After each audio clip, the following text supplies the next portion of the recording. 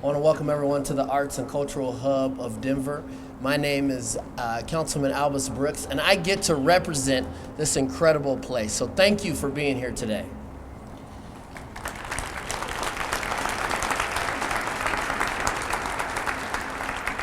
A couple years ago, when I was in Chicago with Kent Rice, we came across this quote from Daniel Burnham, who is a great American architect and urban planner.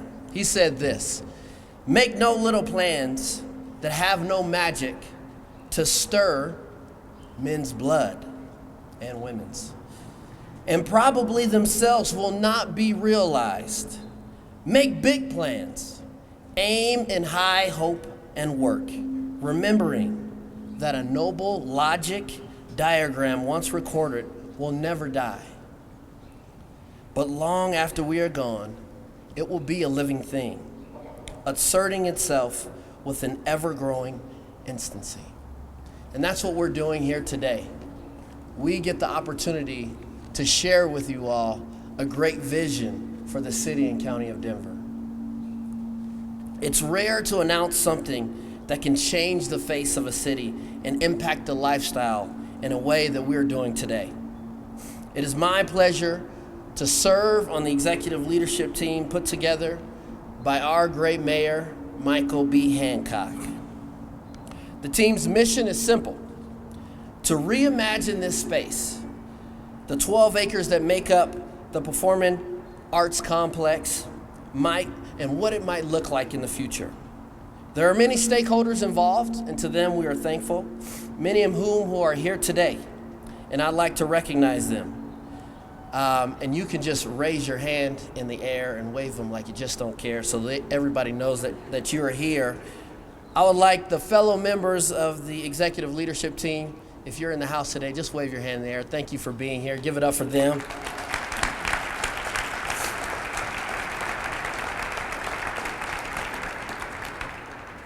We have members and resident companies here from DPAC, including the Colorado Ballet, the Colorado Symphony, the Denver Center of Performing Arts, and Opera of Colorado. If you're here, wave your hands in the air. Thank you so much for being here and making our city great. And now I'd love to bring up a couple of people who can provide specific details to this plan that we're going to be unfolding. The co-chairs of the executive leadership team, Mary Lee Utter and Tom Goujon. Give it up for them, please.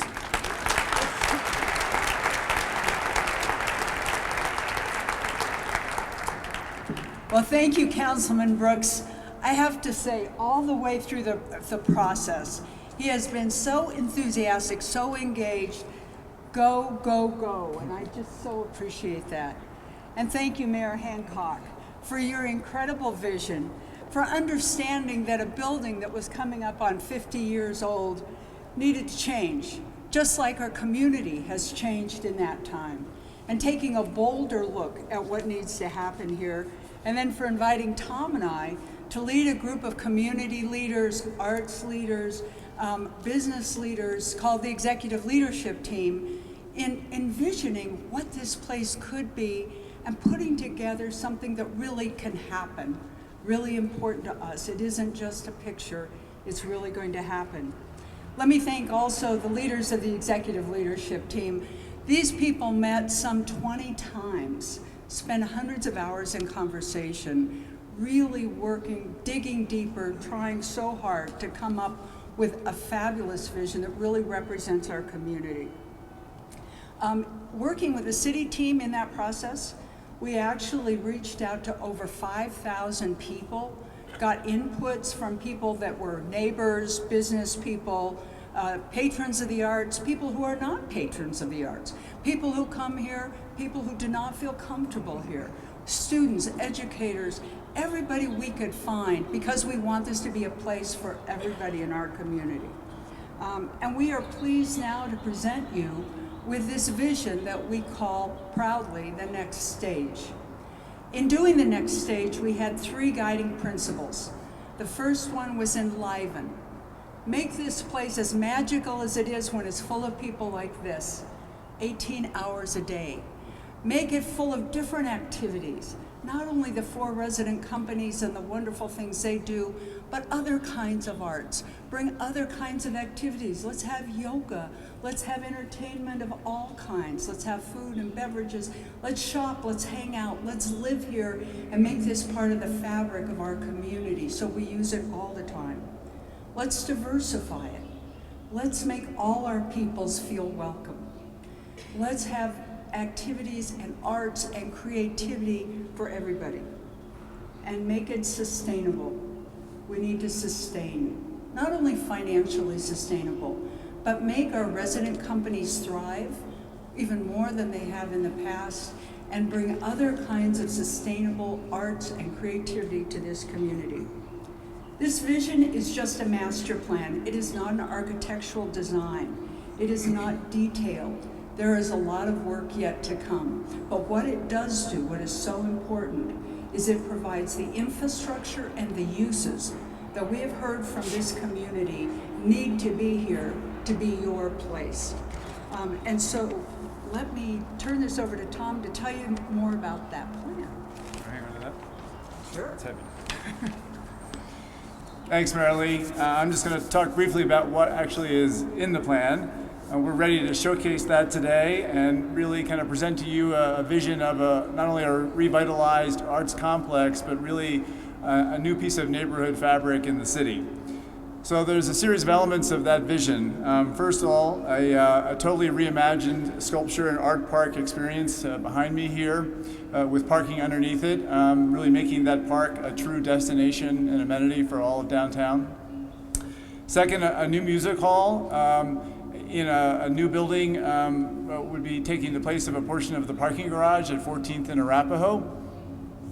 A third, places for recording and rehearsal and other kinds of new media and other kinds of creative activity that really don't exist today within this complex.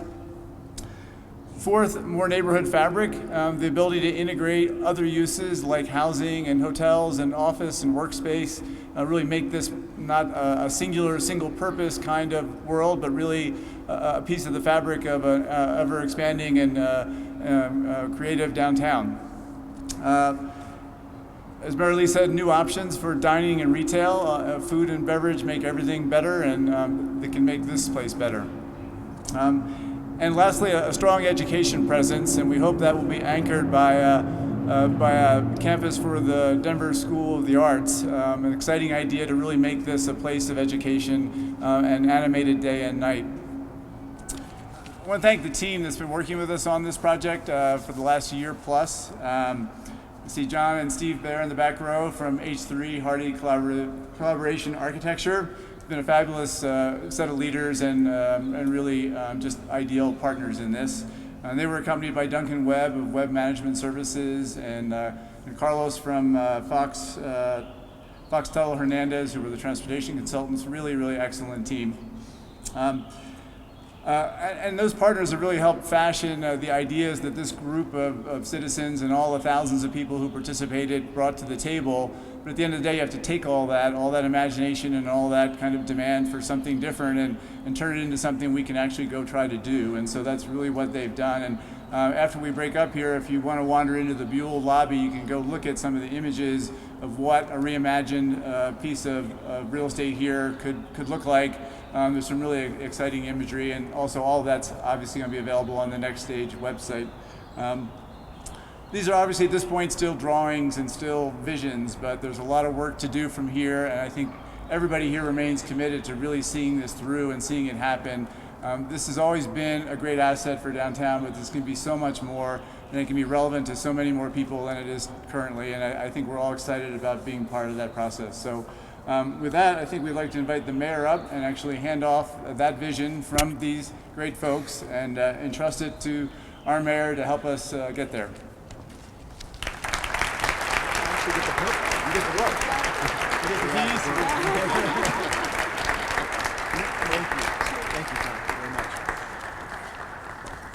Keep your clapping going for Tom and Marilee and entire executive leadership team, please.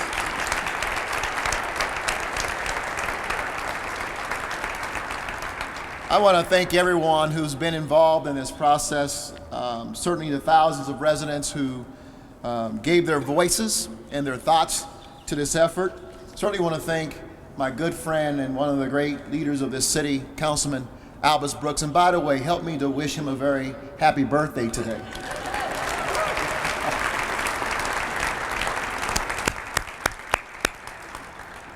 And so the complex that we stand in today, or sit in today, is the #1 performing arts complex in the country. And what I love about Denver, Colorado is that even though we're #1, we're saying it's simply not good enough. And between the arts complex and the convention center across the street, more than 2 million visitors a year visit this part of town. And so we've asked ourselves, how can we make this experience better?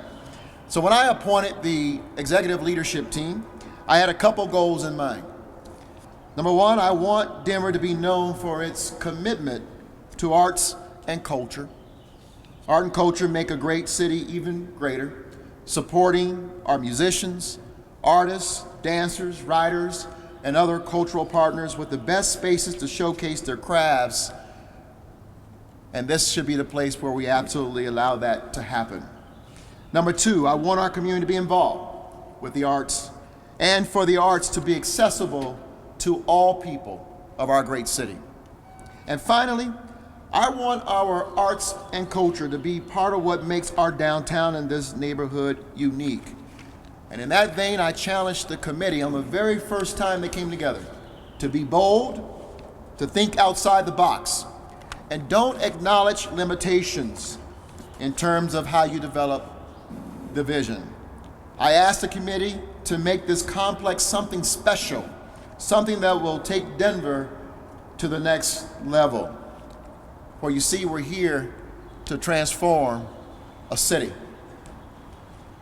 I'm pleased with this very hefty vision plan on how we could do just that. The vision includes facilities and activities that fall into 3 important categories: music facilities and concert halls, education for our youngest arts lovers, and further development of this vital neighborhood. One aspect that I'm very excited about are the plans for Sculpture Park. This park has the potential to be a destination in the same way that Millennium Park in Chicago is for its city, and Bryant Park is for the great city of New York City. They're magnets for activity, and that includes growing the acreage of this awesome park. You don't get much better than that. A destination park that makes our park space even bigger. Denver, this project has potential to change our city's cultural life in untold ways. It will take time, it will take careful thought, and it will take resources. With a vision in place, the next step, of course, is figuring out how we make it a reality. So I know you want to ask the question, how are you going to pay for it? So I'm glad you asked that question. And I don't know. But that is why I have appointed a funding and governance group to do just that, help to chart the path forward. Just as we did with the National Western Center, and thankfully that has worked out well for us. I've asked that they deliver a plan for financing and governing this new set of facilities by the end of the year. In our efforts to make this a place for everyone, we have forged a great partnership with Denver Public Schools to explore how we can bring arts education right into the hearts of our arts and cultural scene. I'd like to now introduce a partner who has stepped up in a big way in this new vision and opportunity for every one of us. She is the acting superintendent. And by the way, she used to do theater, and so she says, I'm acting as superintendent. And she's doing a phenomenal job. She is our acting superintendent of Denver Public Schools, Susana Cordova. She's here to discuss the opportunities that lie ahead. Y'all give a mile high welcome to our acting superintendent, Susana Cordova.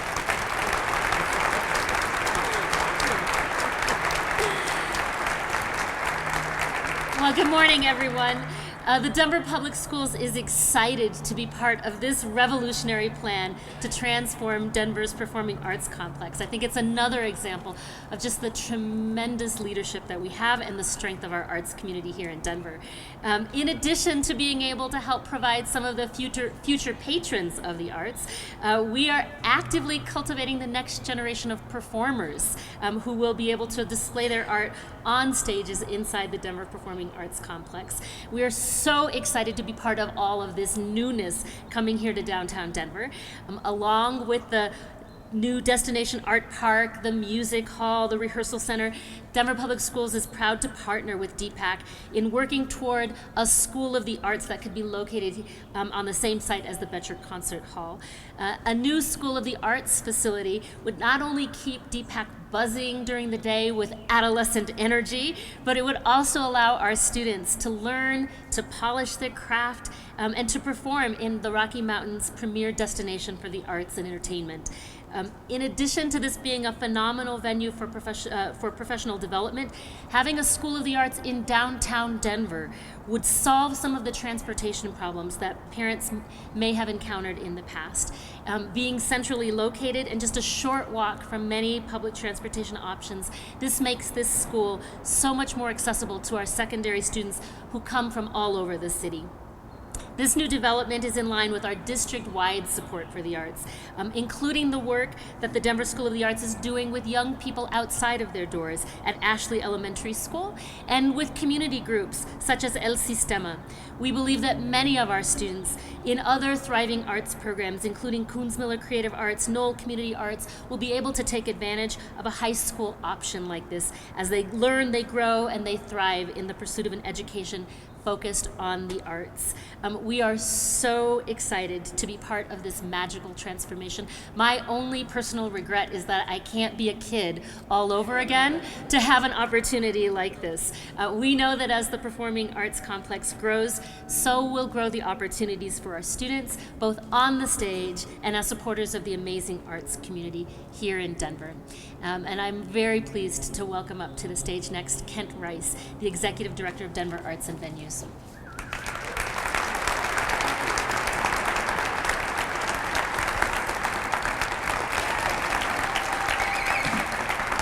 I stepped back to the podium because my script didn't have Kent's name in it, and it didn't have Ginger White's name in it. But I can't go any further without asking you to celebrate with the entire city for the leadership in which Kent and Ginger have provided in the arts and culture scene and helping us propel to the #1 place in this nation when it comes to arts and culture. So Ginger, Kent, take a bow. We're here to celebrate you as well. Thank you.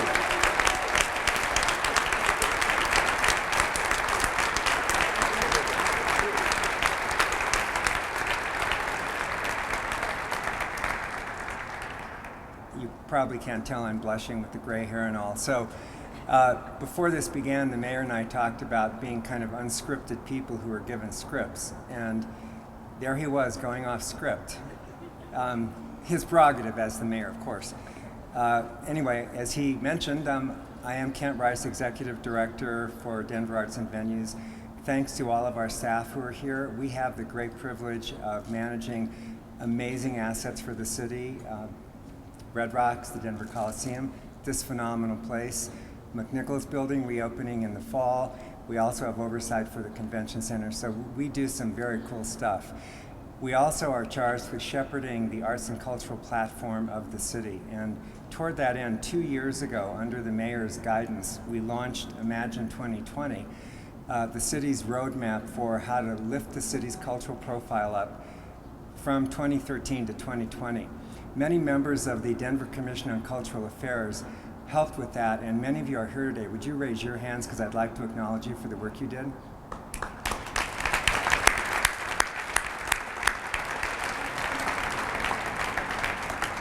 Some of them are seated or short, and you couldn't see them, but there are plenty of them out there. When we launched Imagine 2020, we did not imagine this happening today. This was not part of our plan. We had many big goals. What has transpired in the past 2 years is stunning and exciting for us. So We just didn't anticipate getting here. Originally, we planned on using some city money for renovation of Betcher Concert Hall, which of course needs it, and that just morphed into something much bigger and more exciting, which is what we're here celebrating today. I think the city has a long-standing, and I will say growing, commitment to doing arts and culture in a big way. When you travel outside of the city, people know about the Performing Arts Complex, how many seats are here, the quality of entertainment that occurs here. You have no idea really how high the profile city already is, and this new plan will lift that up, I promise you. So I get to make a couple of exciting announcements today, and by the way, I'm not completely following the script. If you've heard me speak before, you know I have a problem with that, but I'm going to do my best, honestly. So two exciting things. Well, one small thing and then two big things. The small thing, but a cool thing, is that we have opened next door at 1245 Champa a small performance space in Commons on Champa. So that is available now to small performing arts groups and artists who want a place to perform and just need a little space. And we've done that in cooperation with the Downtown Denver Partnership, which has the Champa on Commons environment that they've created over the past year and a half. That's very exciting. That's part of our next stage planning. What else have we got going? In cooperation with the Denver Center for Performing Arts, and I think there are just a few people from that organization here. Would you mind raising your hands?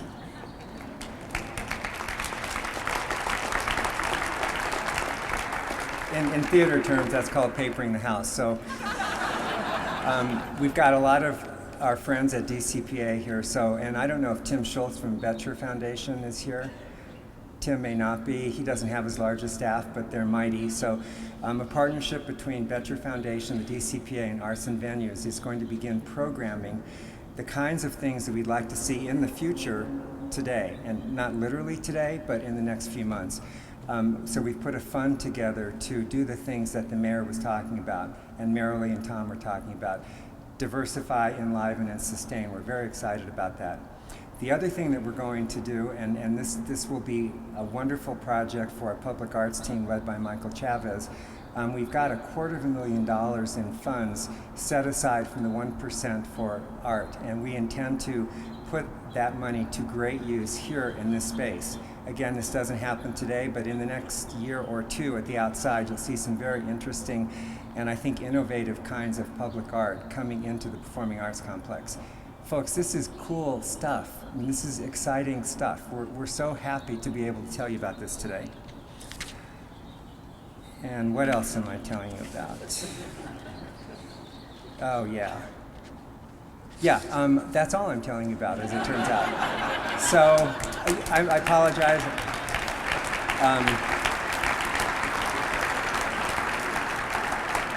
But I do want to call out some of the entertainment that's about to occur in and around us. And as a reminder, you've already been told, but the Buell Theater right behind you on the right as you exit has large-scale renderings of what we hope this will look like someday. Again, they're renderings, they're not actual plans, as Marilee said, but they should excite you. We've got some snacks in there. We've also got performances, in addition to what we've already seen from Colorado Ballet and the Colorado Symphony Orchestra. We've got Denver Brass, Black Actors Guild, Frequent Flyers, and Denver Young Artists Orchestra. So those are all happening in and around us as we disperse and go forth to promote what's about to happen down here. We are finished. So thank you so much for being here today. The turnout is phenomenal. We thought 50 or 60 people would be a home run, and okay, I can't estimate crowds, but I'd say there's 4,000 or 5,000. So thank you so much for coming. Thank you.